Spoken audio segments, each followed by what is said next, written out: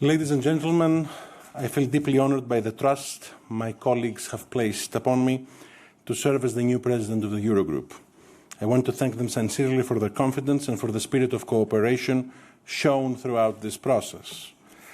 I would wish to pay special tribute to two exceptional individuals. The first one is Pascal Donoghue for his leadership over the past years, a true consensus builder within the group, and also to Vincent van Peteghem for the constructive and collegial manner in which he engaged during this process. And needless to say, I'm very much looking forward to working closely with him within the Eurogroup.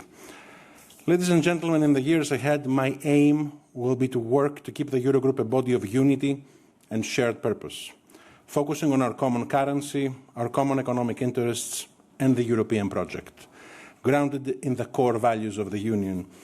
And if I may add, if there are two lessons, as I mentioned before in the meeting with my colleagues, that became more vivid to me in those last weeks and throughout my participation at the Eurogroup this year, the first one would be that the old distinctions which existed in Europe and within which generations of Europeans grew, the distinctions between the North and the South, the East and the West, the so-called frugals and the so-called spenders, seem to have subsided. And this is because the challenges that we face are more or less common. They're very similar.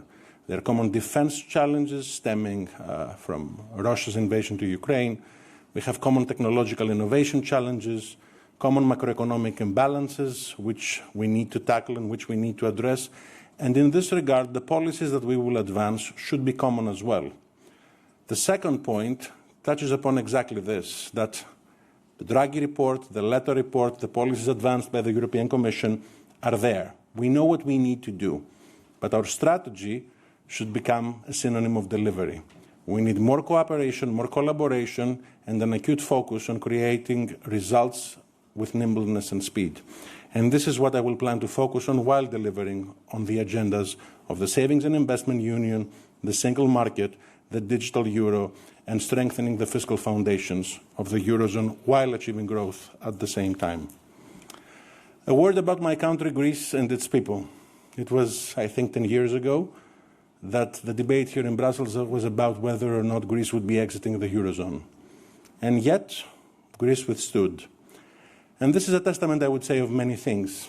It's a testament of the collective strength of a people. It is a testament of European solidarity, of receiving help at the most dire of times. It is a testament of the reform-mindedness of Kyriakos Mitsotakis' government to deliver reform and change. And it is also a testament of a collective understanding of a generation to fully metabolize both the risks of complacency and the opportunities of reform. And I'm saying this because this lesson, I would say, is not purely national. It is fundamentally European. Final point, I will approach this responsibility with humility and determination, committed to working with all member states to deliver meaningful results for our citizens and to reinforce the foundations of a strong, confident, and a Europe which is both future-ready and future-proof. Thank you very much.